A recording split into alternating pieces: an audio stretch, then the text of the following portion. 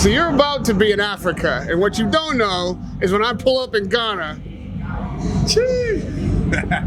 I'm a legend. I'm a legend in these streets. Yeah. The music is inside me. So I cannot wait for these fights to take place on the continent. Yeah. It's a beautiful thing that you go in there. 100%. I know that the entirety, really, of the African nation is coming to the forefront. Like, that's going to be a powerhouse in boxing, and it starts now. I know you've been there. I just saw you there recently. Yeah. What did that feel like? Good. And when you were there, did you already know you were going to be fighting there soon? So it was good. To answer that question, it was very good. I hadn't been there in 13 years before that. So you can only imagine what it was like going back. But the country changed a lot as well. You know, it's a beautiful country. I feel like a lot of people don't get to see Africa the way we see it. So having a fight there is obviously going to be a good thing too and a good look. And did I know I was fighting out there? No, it was him and Rahim, and credit to Frank Warren, he allowed the fight to happen obviously on another show and whatnot. But he's in association with Queensbury, so yeah, everything just had to get drafted up. And Frank loved the idea of it and made it happen. He said, "Look, me and Lawrence get on the show," and yeah, we did it with open arms. I mean, listen, for you, there are options. Yeah. You've got choices that can be made. I just saw Daniel Dubois walk through. Did you get a chance to encounter him? No, I didn't. Must have been in one of the rooms. We'll be seeing you ringside, letting him know.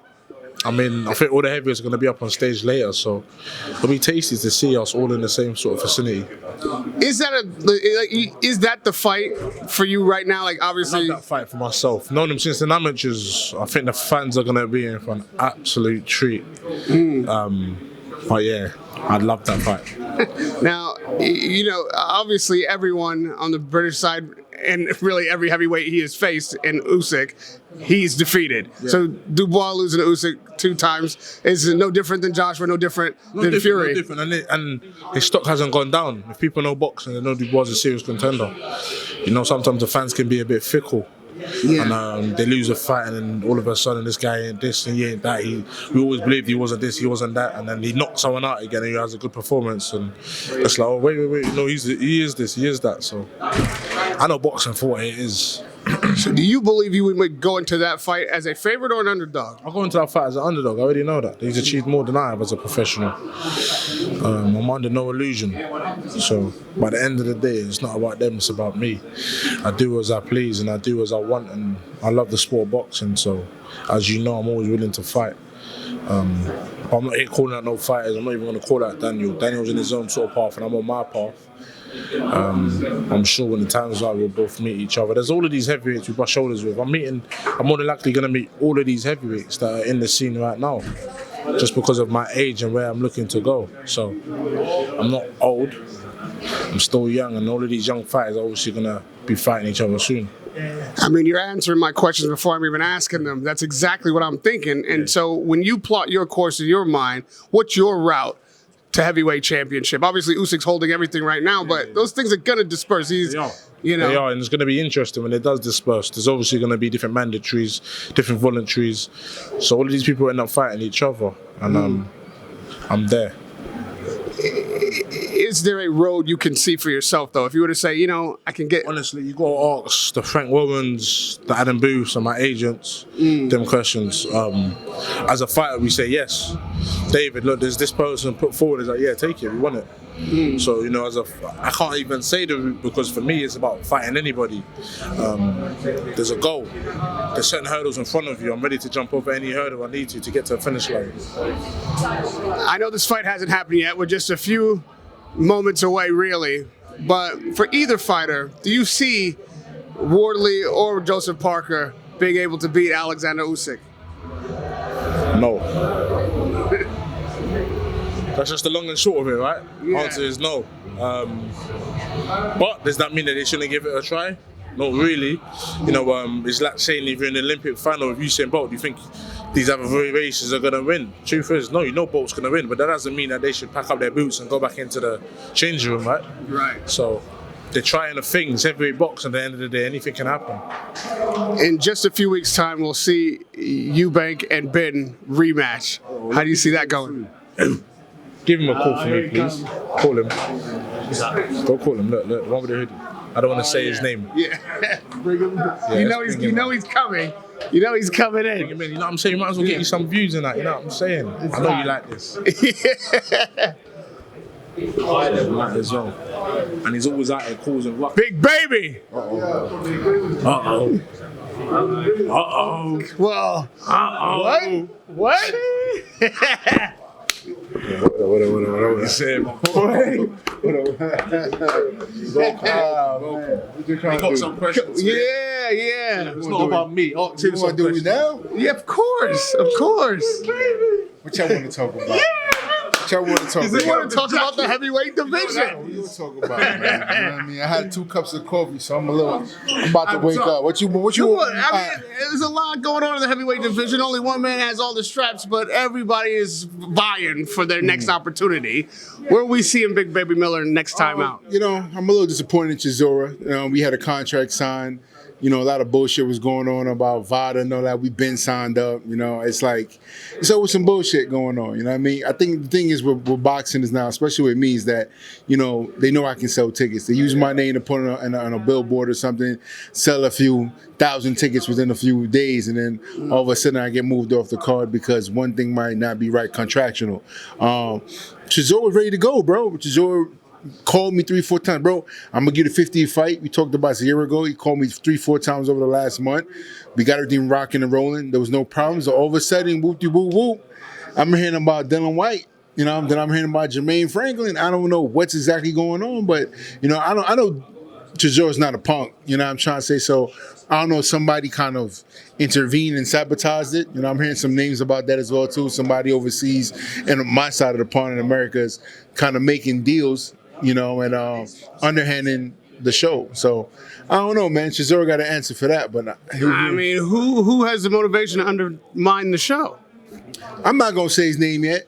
You know what I He mean? was being a typical little poke. Well, I mean, now you brought it up. Yeah, I'm not gonna say his name yet, but when I do see him, we gonna have some words. You know what I mean? I feel like, you know, Turkey's a very powerful guy, but there's some people that's in boxing that don't know shit about boxing. And they're really hurting the game more than what it is right now. You know what I mean? They're throwing dirt on fighters' names. Like, listen, we're fighters, we want to fight. But at the same time, certain fighters need to be compensated right. Now, you can't do backdoor deals and expect fighters to kind of take it without reading their contract. They want you to sign contracts without even sending it to management or sending it to your lawyer. That's unfucking heard of. So, well, we talk about America. There's a big change coming in America, obviously, with Zuffa Boxing, the Muhammad Ali Act having an alternative now for fighters. I mean, how do you feel about that structure and what's coming in America? I mean, from what I've seen with I've seen some TKO contract. I see some numbers.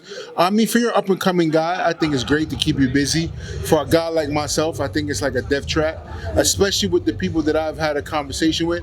I mean, there's one great guy that I met that he understands boxing. His name is Harrison. He's a great guy, understands boxing. He was a top rank for a number of years. There's another guy that I don't really care for that he's trying to get fighters to sign contracts, and they're not doing business right. I mean, they're already coming out the gate doing shady shit. Some guys doing shady shit. I'm not saying, but the one guy that I've talked to, if you're going to do TKO deal, I think Harrison's the guy to talk to. I mean, he's a straight shooter. Last time I talked to you, it was Jared Anderson. You called him out. He agreed. That was another fight that was getting made. What is the hurdle? I mean, these guys aren't afraid. So what's the problem? Some of them definitely are afraid. Jared Anderson was definitely afraid of that fight. I mean, Turkey offered him a lot of money, you know what I mean, it was $2 million to fight me, and he basically turned it down, you know what I mean? At the same time, Top Rank was going through some internal issues. Him and Jay Prince are going through some issues, but the fight can be made, you know what I mean? They made multiple fights on the behalf with Turkey already. You know, Spencer Brown is an easy person to deal with. You know, I'm a pretty easy person to deal with, so it's him that didn't want the fight. You know what I mean? They tried to pull a switcheroo on me to fight Tabiti on the undercard, and I was like, listen, I don't mind fighting Tabiti, but that's not doing nothing for me. You know what I mean? And the money you're offering is nonsense. You know what I mean? So, stay blessed, yeah. You know, there's a lot of people in boxing right now, or a few people in boxing that don't know boxing. They're fans of the sport, but they don't know the business of boxing. Anthony Joshua is talking about fighting even on an undercard just to get some work in, just to get out. I mean, that's a fight, obviously, that you've been calling for years. Is there any chance that you can make that happen? have you pursued Joshua in this time where he apparently just wants some work? I think Josh is more interested in YouTubers at this point right now, or MMA guys. You know, he doesn't want anybody with a heartbeat. From what I'm seeing and what I'm hearing, you know what I mean? It's like guys want you to kiss their ass to get fights, and I'm not that kind of person. You know what I mean? From what I heard last time is, oh, because of the bad blood. I mean, that's what boxing is. Boxing is about bad blood. It's about having that kind of that evil mentality when we want to hurt one another. But at this point, these guys want to shake hands and be nice all the time and don't want to fight. You know, AJ wants to punch somebody to kiss his ass. I'm not kissing ass. You know what I mean? That's what it is, simple. Listen, I've never seen boxing as a sport for shrinking violence or guys who hold their tongue. Correct. But do you think maybe you've been so brash, so harsh, so effective really at getting under people's skin that you might have talked yourself out of some fights? I mean, that's how I was born, bro. That's how I was brought up, man. I'm come from Brooklyn, man. That's how I amp myself up to get ready for a fight. You know what I mean? Some guys may not bring that, you know, charismatic, boisterous behavior, and some do. You know what I mean? There's a reason why when me and Worley was announced after the press conference, they sold 18,000 tickets in like 24 hours. You know what I mean? But that's what I bring. You know what I mean? I bring that fire. And the minute that fire is gone, I guess I'm not a fighter anymore. So some guys sell tickets different. Some guys have crazy marketing budgets to just sell a fake story. And like I said from before, even when I knew who AJ was, I was like, listen, man, he's a made up Barbie doll. I'm not. You know, I'm real deal, so. Dylan, what is likely taking your place on that card? I just saw Dubois walking through here. Yeah. He needs a fight. Yeah. Is that a fight for you? I would definitely love the rematch. You know, Frank Warren wants to make that fight happen. And like I said, there's a couple of names thrown around, but nobody has bitten the bait yet. You know, they're like catching me out of shape, man. I'm not out of shape. That's the thing now. If you could call out one name and make them sign that contract, who's that fight? Man, Usyk. I go right for the gusto. I'm not wasting no time. I know what I could do to him, 100%. Let's go. David, let's sign this thing out, man. I didn't mean to leave you over there. Radio Rahim with David Adeleye and Big Baby Miller.